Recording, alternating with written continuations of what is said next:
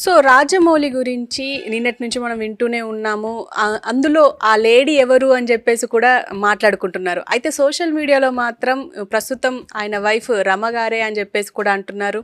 అయితే దీనంతటికీ అసలు ఆ యు. శ్రీనివాస్ ఎవరు అని అందరూ సెర్చ్ కూడా చేస్తున్నారు. అయితే దీని గురించి మనతో పాటు చిట్టిబాబు గారు ఉన్నారు. ఆయనతో మాట్లాడదాం. నమస్తే సార్. నమస్తే సార్, ఈ you. Srinivas first of all friends అంటే 34 ఇయర్స్గా ఫ్రెండ్స్ అని చెప్తున్నారు. అలాంటిది ఎక్కడ చెడి ఉంటుంది సార్? చెప్తా ఎక్కడ చెడ్డం కదమ్మా, వాడు చెడ్డాడు కనుక వాడు క్యారెక్టర్ పోగొట్టుకున్నాడు. వాడికి రాజమౌళి ఇచ్చిన అవకాశాలని అన్నింటినీ తాగుడుకు బానిసై నాశనం చేసుకున్నాడు. అక్కడ చెడిద్దంతే. ఇప్పుడు స్నేహితుడు అనేది వాస్తవమే, నేనే చూశాను. నా ఆఫీసు ఆ రోజుల్లో మధురానగర్లో నా ఆఫీస్ ఉండగా, ఎఫ్ బ్లాక్ దగ్గర నా ఆఫీస్ ఉండగా, అక్కడ రెండు చివరిలో రూమ్స్ ఉండేవి. ఆ రూమ్స్లో రాజమౌళి ఉండేవాడు. అప్పటికి ఇంకా ఏంటి, రాజమౌళి ఇంకా ఈవెన్ ఇది ఉన్నాయే, అది కూడా లేదు. సీరియల్ కూడా ఇంకా మొదలెట్లా, సీరియల్ కూడా ఇంకా స్టార్ట్ కాల. సీరియల్ డైరెక్టర్ కూడా హీఈస్ ప్లానింగ్, తన కెరియర్ని ప్లాన్ చేసుకుంటున్న రోజులు, కెరియర్ కోసం పోరాడుతున్న రోజులు. అందులో ఫ్రెండు, ఓకే, ఇద్దరు ఉన్నారు, ఫ్రెండ్స్గా ఉన్నారు. జరిగింది. ఆ అమ్మాయి ఏమో ఇతనితోటి వద్దు, ఇతనితో నా జీవితం వద్దు అనుకుంది. వద్దు అనుకుని అసమర్థుడు, ఇతనితోటి జీవితం అయితే నాశనం అయిపోతాం, వద్దు అనుకుంది. వద్దు. ట్రయాంగిల్ లవ్ అనేది నిజమే. ట్రయాంగిల్ లవ్ కాదు, ఇక్కడ లవ్ లేదు, ఏం లేదు. వీడు దాన్ని ఒక ఫ్రేమ్ చేస్తున్నాడు ట్రయాంగిల్ లవ్ అని.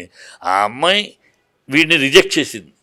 యు ఆర్ అన్ఫిట్, నీతోటి జీవితం అనేది కుదరదు, నీతోటి ప్రయాణం చేస్తే అడుక్కు తింటతో ఇప్పుడు చేయలేవు, నువ్వు అసమర్థుడి పనికిరావు అనుకుని వద్దనుకుంది.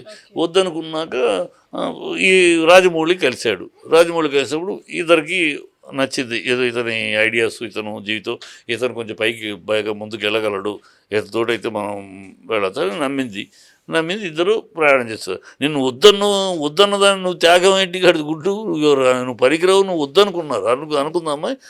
వద్దనుకున్నాక విడాకులు తీసుకుంటే ఇక్కడ పెళ్లి చేసుకుంటామని ఇద్దరు చేసుకున్నారు. అది అందరికీ తెలిసిన రహస్యం.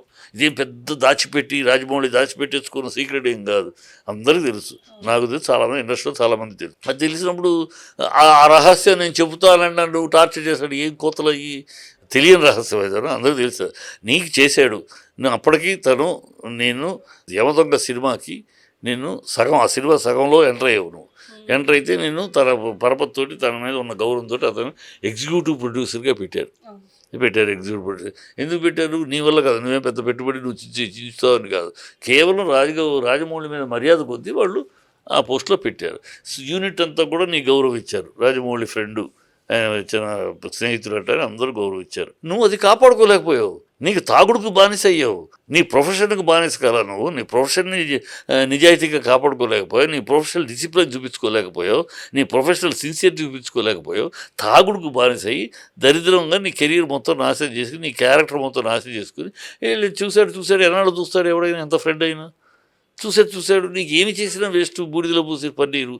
నువ్వు దేన్ని నిలుపుకోవు, తాగుడుకు తప్పితే ఎందుకు పనికిరావు నువ్వు అని అతను దూరం పెట్టాడు. ఎవరైనా నువ్వైనా చూస్తావు, ఒక లెవెల్కి చూస్తావు. ఎంత అయినా వాడు ఎంత ఇచ్చినా మునుగుతూ ఉంటే దాన్ని ఏం చేస్తాయి? వాడు వినడు, కొట్టలేము, స్నేహితుడు కనుక కొట్టలేము, తనలేము కదా, కనుక వదిలేసుకున్నాడు. ఇప్పుడు 5 ఏళ్ళుగా అసలు పట్టించుకోవట్లేదు.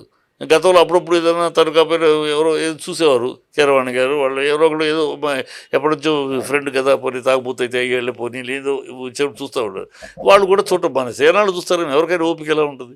నువ్వు ఎప్పుడో ఒకసారి కాకపోతే ఒకసారైనా పద్ధతిగా ఉంటే ఓపిక కూడా. నువ్వు ఎప్పుడు చూసినా అదే తాగుడు, అదే దరిద్రం, అదే అంటే ఎవరు చూస్తారు, వదిలేశారు.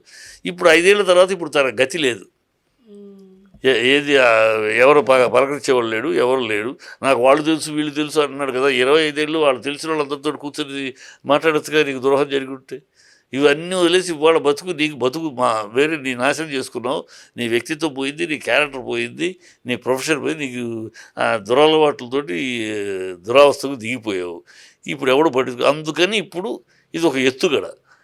నేను చచ్చిపోతున్నాను, నా స్నేహం నేను త్యాగం చేశాను, గాడిది గుడ్డు చేశాను, ఫ్యామిలీని లాగితే రాజమౌళి కాకపోతే కుటుంబాలు ఉంటారు కదా, వాళ్ళ నాన్న పక్కన అరే మన కుటుంబ మర్యాద అనవసరంగా బజారు మీద పాపం రమాన్ని అనవసరంగా లాగుతున్నాడు, ఏదో పిలిచేది అంటారు కదా నార్మల్గా. అలా అంటారని ఎక్స్పెక్ట్ చేశాడు. ఆ మాట్లాడటానికి వస్తే ఏంట్రా ఏం చస్తామని అంటావు, ఏం పిచ్చా ఇరాళ్ళు చస్తామని, మరి ఏం చేయమంటావు, నాకు అది లేదు ఇది లేదు ఇది లేదు, సావక ఏం చేయమంటావు, సరే నీకు అది లేదు అది ఇదే మేము చూస్తాంలే నువ్వు ఊరిని పిచ్చి అని అంటారు. ఇది వాడు వేసుకున్న స్ట్రాటజీ. అందుకనే వీడియో ఎవడన్నా వీడియో పెడితే చచ్చిపోయే ముందు వీడియో పెడతాడు. వీడియో పెట్టి 2 రోజులు 45 గంటలు చావలేదు, మరి చావలేదుగా. చచ్చిపోయాడైతే నిజంగా చచ్చిపోయాడైతే పెట్టగానే చచ్చిపోయాడు కదా. ఎందుకు చాలు అంటే ఓన్లీ థ్రెటనింగ్ భయపెట్టాలి. ఇది చెప్పి రేపు చచ్చిపోతే ఈ వీడియో కాల్ పెద్ద సమస్య అవుతుంది కదా అని వీళ్ళు భయపడాలి కదా, వీళ్ళు ఆలోచించాలి కదా. అందుకు ఆ థ్రెటనింగ్ కోసం పెట్టాడు. నిజంగా చావడు వాడు, ఇలాంటి చావరు, పాపించిన వాళ్ళు వీళ్ళు చావరు వీళ్ళు. అంటే సార్ ఇప్పుడు రాజమౌళి గురించి మనం ప్రత్యేకంగా చెప్పుకోక్కర్లేదు, అందరికీ తెలిసిందే, ప్రపంచవ్యాప్తంగా తెలుసు ఇప్పుడు. కానీ ఇప్పుడు ఈ ఇష్యూ బయటకు వచ్చిన తర్వాత ఆయన స్పందించకపోవడం వెనక నిజమేమో, అందుకే కొన్ని మీడియా సంస్థలు కూడా అసలు సపోర్ట్గా ఆయనకు ఫ్రెండ్లీగా ఉన్న సంస్థలన్నీ ఏమి కవర్ చేయట్లేదు, చిన్న చిన్న ఛానల్ కవర్ చేస్తున్నాయి అంటున్నారు. ఎందుకు చేయాలమ్మా? ఎవడో గన్నాయి గాడు, అడ్రస్ లేని గన్నాయి గాడు ఎవడో ఏదో బురద వెళ్తే బురదని కడుక్కుంటూ పైన అందుకని రాజీవ్ గాంధీ ఒకసారి రాజీవ్ గాంధీని ఇట్లాగే ఎవరో ఏదో వేరే విషయం మీద అతను విమర్శించారు. జర్నలిస్టులు అడిగారు, ఏంటంటే మీ మీద అలా మాట్లాడుతూ ఉంటే, ఆ పేపర్లో అలా రాస్తూ ఉంటే మీరు స్పందించలేటని. ఏమన్నాడు తెలుసు Rajiv Gandhi? I need not respond to every dog that barks. మురిగే ప్రతి కుక్కకి సమాధానం చెప్పాల్సిన స్థాయి కానీ అవసరం కానీ నాకు లేదు అన్నాడు. The same thing applies to Rajamouli కూడా. రాజమౌళి స్థాయి కానీ క్యారెక్టర్ కానీ ఈ మురిగే ప్రతి కుక్క, ప్రతి తాగుబోతు కుక్క, ప్రతి వీధి కుక్క, మురిగే కుక్కలకి ఆ మురుగుళ్ళకి సమాధానం చెప్పాల్సిన స్థాయి, సంజాషించుకోవాల్సిన అవసరము రాజమౌళికి లేదు. రాజమౌళి నీడ్ నాట్ అతని తరపున నేనే చెప్తున్నాను, రాజమౌళి తరపున, ఇండస్ట్రీ తరపున, రాజమౌళి నా ఇండస్ట్రీ మనిషి కనుక ఇండస్ట్రీ తరపున ఐఎమ్ టెలింగ్ ఆ కుక్కకి సమాధానం చెప్పక్కర్లేదు. మురిగే ప్రతి కుక్కకి సమాధానం చెప్తూ పోతూ ఉంటే ఈ సోషల్ మీడియాలో ఇలాంటి కుక్కలు ఎక్కువ అవుతారు కనుక ఈ కుక్కల్ని అరికట్టాలంటే వాళ్ళకి సమాధానాలు చెప్పడం కాదు, వాళ్ళని ఇగ్నోర్ చేయడమే. మరి యు శ్రీనివాస్ ఎవరు సార్? అసలు ఈయన బ్యాక్గ్రౌండ్ ఏంటి మీకు తెలిసినంత మటు? ఇతను కేవలం ఆ రోజుల్లో ఫ్రెండ్.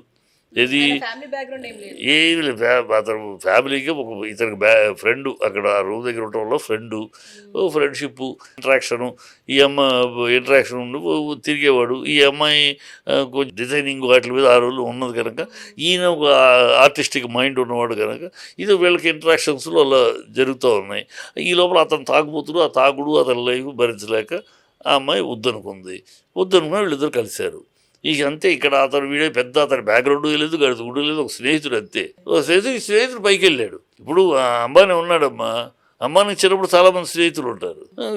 అంబానీ పైకి వెళ్ళాడు, అందుకని స్నేహితుడు అంబానీ నన్ను తొక్కేసి వెళ్ళాడు అంటే కదా. ఇది నువ్వు నీ చేతకాదని నీ కెపాసిటీ లేదు. You are unfit to be any productive person. You are not. మీరు అన్నట్టుగానే మిగతా డైరెక్టర్లను తొక్కేస్తున్నారు. హను రాఘవపూడి వీళ్ళందరికీ తెలుసు. అండ్ అనిల్ రాఘవపూడిని తొక్కేయడానికి ప్లాన్ చేస్తున్నారు, ఒక ప్రోగ్రామ్ డిజైన్ అవుతుంది అన్నట్టుగా కూడా మాట్లాడుతున్నారు. ఏం అవసరం అబ్బా, ఆ సొలువాగుడు, ఆ దరిద్రుడు తాగుడు వాగుడు పక్కన పెట్టు. నువ్వు ఆలోచించి రాజమౌళికి ఏం అవసరమ్మా? రాజమౌళి కెరీర్ మొదటి నుంచి చూస్తున్నాం. ఒక టీవీ సీరియల్ తీశాడు, సక్సెస్ఫుల్ పేరు తెచ్చుకున్నాడు. ఒకళ్ళ తొక్కి తెచ్చుకోలేదు కానీ తనకు వచ్చిన అవకాశాన్ని ప్రూవ్ చేసుకున్నాడు. నెక్స్ట్ జూనియర్ ఎన్టీఆర్తో తీశాడు. తీసిన తర్వాత ఒక సినిమా తన సినిమాలను బట్టి పైకి ఎదిగాడు ఆయన. రాజమౌళి తన సినిమాల సక్సెస్ని బట్టి, తన టాలెంట్ని ప్రదర్శన బట్టి పైకి వెళ్ళాడా, లేకపోతే వీళ్ళ కాకాలు పట్టుకుని వచ్చాడా? మీకు తెలుసు కదా. రాజమౌళి ప్రతి అడుగు మెట్టెక్కినప్పుడల్లా తన యొక్క టాలెంట్ని ఎక్స్పోజ్ చేసి, తన టాలెంట్ని ప్రదర్శించి తీసిన ఇంకోటి తీసినా ఏ సినిమా తీసినా కూడా అన్నీ కూడా బాహుబలి తీసినా అన్నీ తన టాలెంట్ తోటి మెట్టు ఎక్కుంటూ వెళ్ళాడు. ఎవరిని తొక్కుకుంటూ వెళ్ళాల. ఇది పిచ్చి మాటలు. ఎవరు తొక్కడానికి ఏం అవసరం? ఎవడు పోటీ తనకి? వాళ్ళ తెలుగు ఇండస్ట్రీలో రాజమౌళికి పోటీ ఎవరైనా ఉన్నారా? రాజమౌళి భయపడటానికి వీళ్ళని తొక్కేయిపోతే వీళ్ళు నన్ను నొక్కేస్తారనడానికి రాజమౌళికి పోటీ ఎవరైనా ఉన్నారా? రాజమౌళి రాజమౌళి కదా, ఆ స్థాయిలో ఉన్నాడు అతనికి ఇంకో తొక్కాల్సిన అవసరము కర్మ ఎందుకు ఉంటుంది? ఈ పిచ్చి పనులు, పిచ్చి మాటలు ఏడవలేక మధ్యలో ఓడంటారు, ఆడలేక మధ్యలో ఓడ. అలాగే వీళ్ళు జీవితంలో సక్సెస్ కాలేక ఎవడో తొక్కితే నేను తొక్కారు, ఎవడో నొక్కారని పిచ్చి బాగులు తప్పితే రాజమౌళికి ఏం అవసరం? రాజమౌళికి ఏమన్నా పోటీ ఉంటే, అమ్మో వీడు ఉంటే నేను బాహుబలి తీయలేను కనుక వీడు తొక్కితే కానీ బాహుబలి కాదే. అతను ఎత్తుక్కుంటూ కదా వస్తున్నారు. ఎందుకు వస్తున్నారు? అతను ఎత్తుక్కుంటూ అతని టాలెంట్ చూసి. డబ్బులు అతని మీద పెట్టుబడి కోట్లు పెట్టినా తిరిగి వస్తాయి అనే ఒక విశ్వాసం కల్పించాడు తన టాలెంట్ తోటి. దానికి వస్తారు, ఎవరన్నా తొక్కితే రారు. పిచ్చవాగులు కాకపోతే కామన్గా ఆలోచిస్తే ఎవరికైనా అర్థమవుతుంది కదా, రాజమౌళి తొక్కటం ఏంటి, రాజమౌళి తొక్కుని రావటం ఏంటి, టాలెంట్ తోటి ఎదిగిన వాడు. అది నిజాన్ని మనం ఒప్పుకో. రాజమౌళి నాకేం బంధువు కాదు, రాజమౌళి నాకేమి, నేను ఇండస్ట్రీలో ఉన్నాను, నా ఇండస్ట్రీలో ఉన్న ఒక గొప్ప టాలెంట్ అది. ఆ టాలెంట్ నేను లవ్ ఇట్. అతని వల్ల ఇవాళ నా సినిమా తెలుగు ఇండస్ట్రీ అంతర్జాతీయ స్థాయికి వెళ్ళింది. తలెత్తుకుని చెప్తాను ఆ మాట. బట్ ఫర్ రాజమౌళి మన సినిమా, రాజమౌళికి ముందు మన సినిమా రాజమౌళి ముందు మనం అంతే. ఆంధ్ర, కర్ణాటక, తమిళనాడు, అంతకు మించి బండి దాట్ల రాజమౌళి వచ్చాడు, తీసుకెళ్ళిపోయాడు ఎక్కడికెక్కడ.